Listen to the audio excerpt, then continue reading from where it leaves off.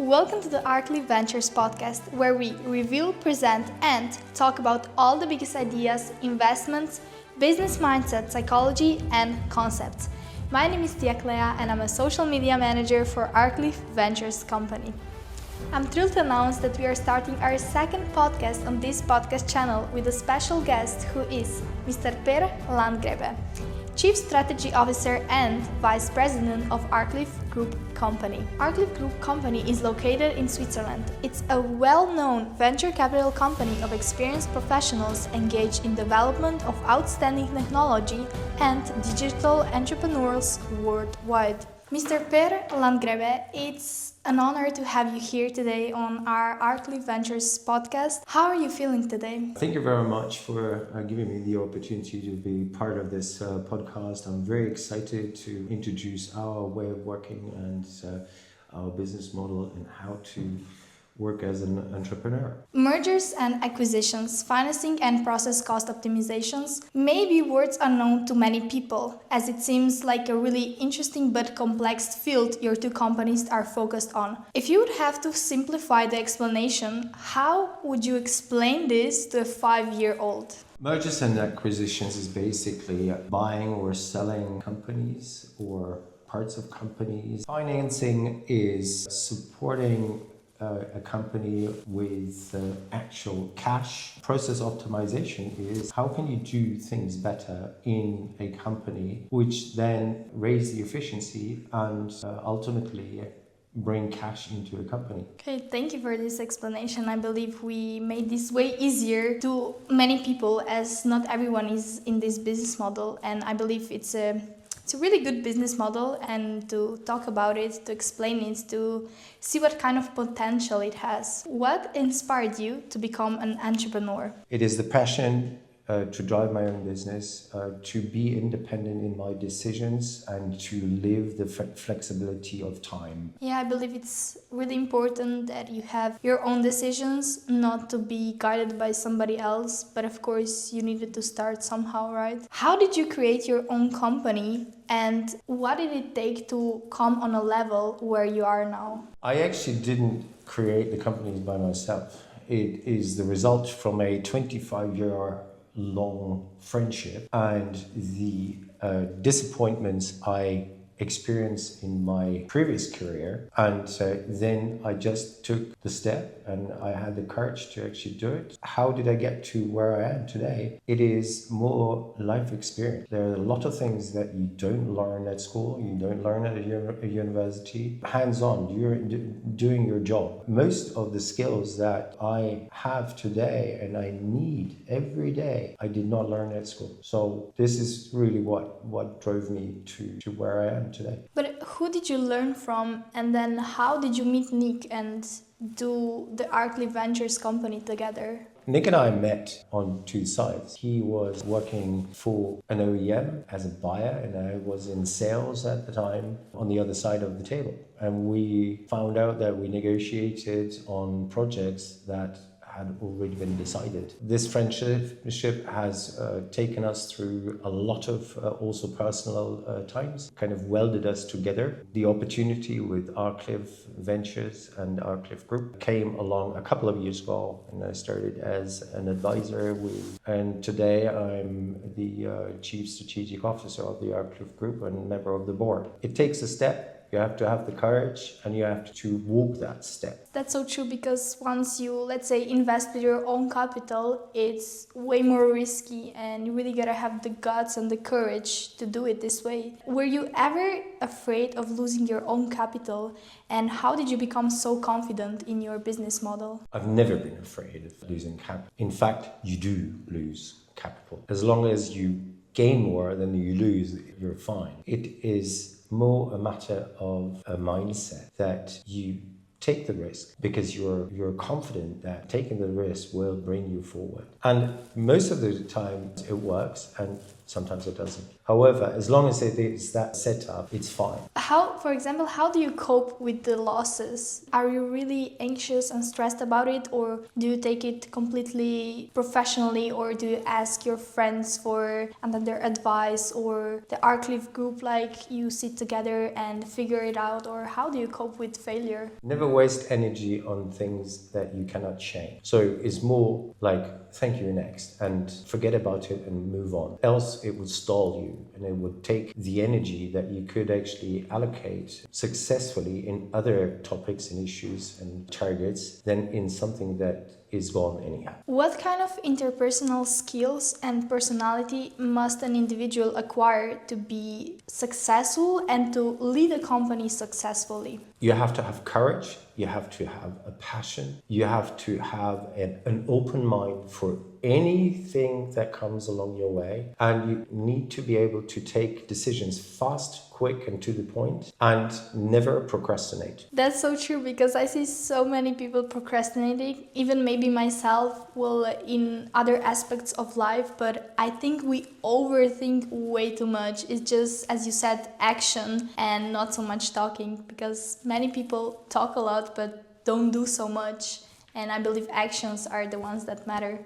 So it's a really good point you exposed. What made you interested in your career in sales? What inspired you to start? Well, starting in sales was more or less a coincidence. My background is mechanical engineering, and I hold a diploma in mechanical engineering. At the time when I started working and finished my university time, I received the offer from the largest R&D company in Germany to work for them in the United States as a kind of salesperson. That kind of started the whole career I took. I then discovered that I never really wanted to be an engineer. Engineering is often more a passive background activity, whereas sales is always right at the front row. You're always exposed to customers, you interact with customers, and you take one of the most important roles in a company, because without sales there's no revenue and you can't pay your employees, and the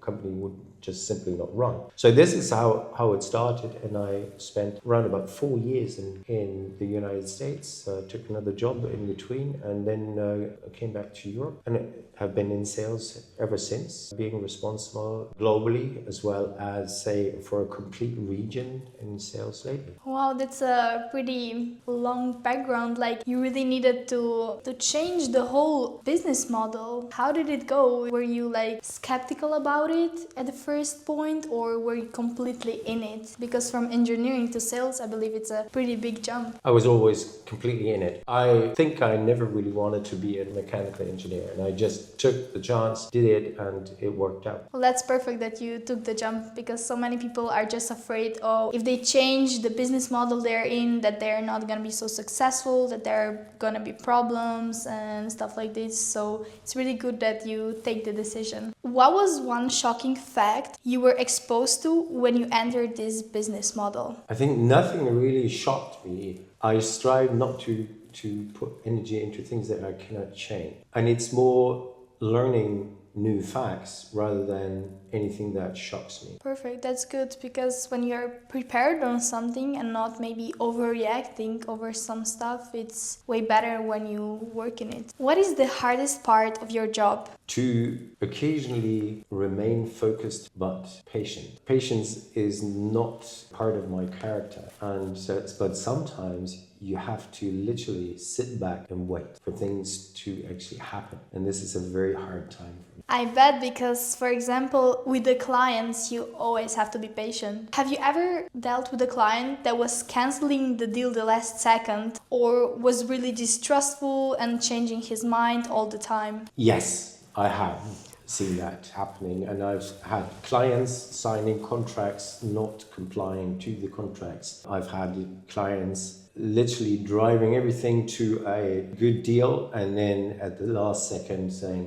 don't need you. We even started working with certain clients. Compensation was done, and after some time, they just cancelled the whole contract. So yes, it does happen occasionally. Fortunately, not that often. Well, that's good because it's probably really stressful to cope with something like this when somebody says already yes and then his actions do not match his words. But how are you able to cope with this kind of clients? Because it takes, I bet, a lot of patience. It is. If you deal with it or you can continue to deal with it, you waste your energy. This energy could be used in a lot better way than in things that you can't change. And a decision of a client, you can't change. It might change, but generally you can't change it. The only decision that I then take is cut it off immediately and cut it out of my thoughts. Do you go in some kind of, let's say, fight or like lawsuit when it comes to a client canceling the deal the last second when he already made the contract? Usually not. I could, because legally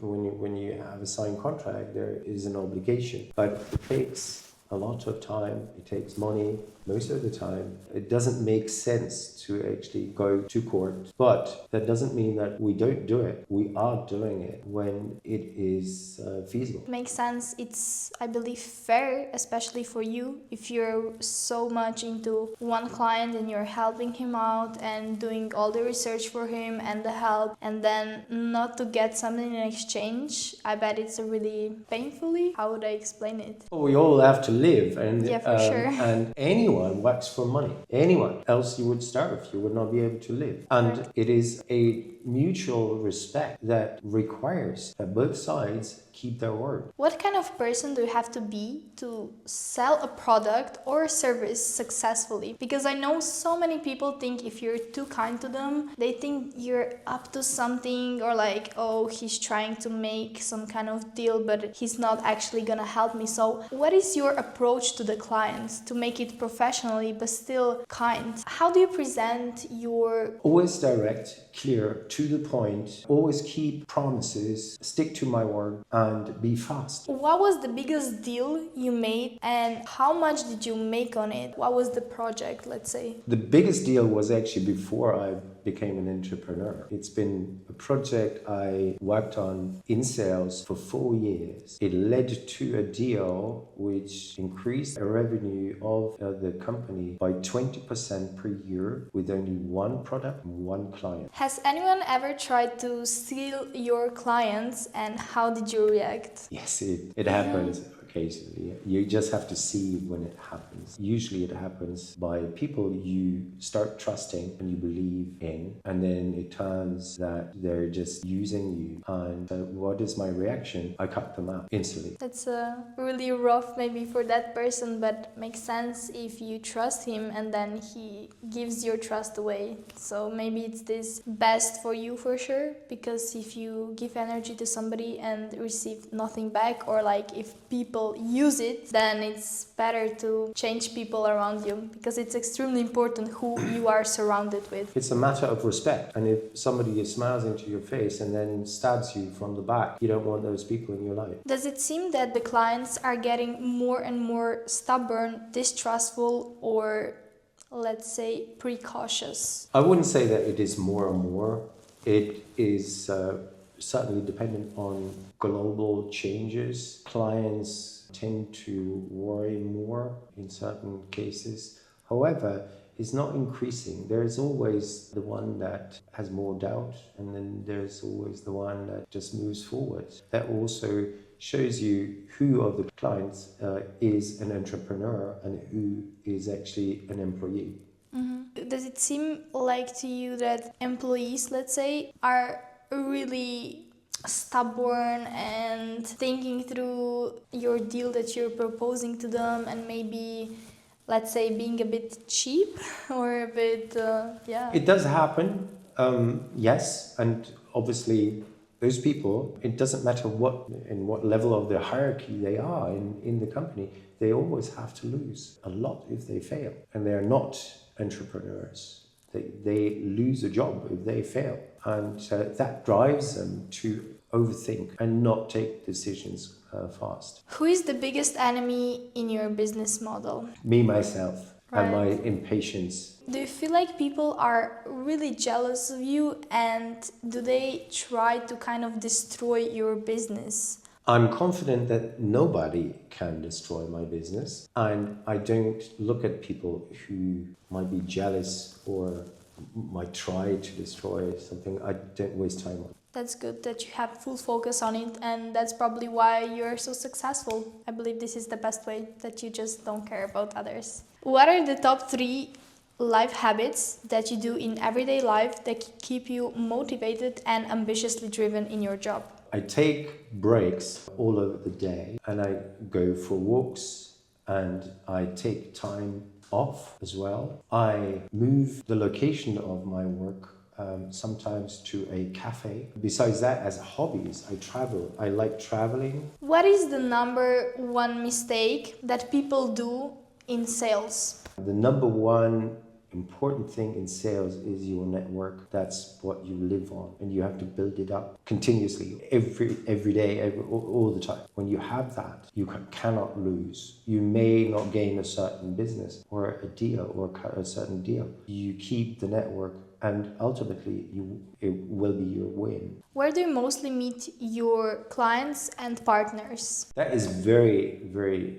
different from one to the other. It could be the office, it could be on a terrace of a hotel, it could be at an airport. So there's no mostly. It really depends on the individual setup, time available, location, where is the client or where am I at the time, but it could be anywhere. So it's really the way that opportunities are out there. You just gotta search for them. People are everywhere. As you mentioned, that you could literally meet a client or even a partner on a terrace of a hotel. You speak of new clients that I don't know yet. Yeah. That could be, we're not selling, as I said, we're offering. And people Yes, for sure. usually find us. That could be LinkedIn, that could be at a bar, because you go to have a glass of wine somewhere, and then in the evening, and then somebody sits next to you, talks to you, and you find out, well, be interested in our service. It could be via the network, that the network actually lifts a finger and says, I have someone here who might be interested in your services. Do you want to get in touch with them? So that could literally happen anywhere in that framework. What we don't do usually is we don't market things out. People come to us. How did the Arclif Ventures company become so successful for it? Of course, because of the projects, but what were the main projects that made it so successful? The initial kickoff were pre-IPO investments that got quite a few very wealthy people interested in the company, and that drove everything after that. And then together with the passion and the desire to turn this around to a successful business, it ultimately led to today 18 owned entities and 85 other companies that we take shares in. Tell me a little bit about your 2 companies. You're owner of 2 companies. It's Habille GmbH and it's Blackwood Partners GmbH. Tell me a little bit about it. Both are part of the Arclif Group, so I'm members of that group. And they deal when the Arclif Group doesn't invest by themselves, we have the opportunity to bring in investors, act as brokers in those cases. This is one thing concerning finances. M&A, we help people to sell or buy companies, and that could be due to generation change, for example, or expansion plans of companies, and that's actually global. And process cost optimization projects, we actively walk into companies, analyze their processes, propose changes of processes in order to increase cash flow and ultimately bring cash into the company. So these 3 pillars are actually the main focus. The 2 companies differ slightly in the sectors we act with. In the services, they're almost identical. What is one inspirational advice you would give to people outside there that are interested in this kind of business model? Well, first of all, don't don't do it if you don't have the passion and the desire to actually turn it around. Don't be afraid of unsuccessful moves and have the patience to get successful. That will drive you ultimately to the success. If you stall and if you stop, that are your biggest enemies. Continue walking forward and don't look back. Thank you so much for an amazing explanation and for a really exciting conversation. I'm really glad to have you here on the Arclif Ventures Podcast, and I wish you all the best in your career. Thank you so much. Thank you very much. Thank you very much also to giving me the opportunity to be in this podcast.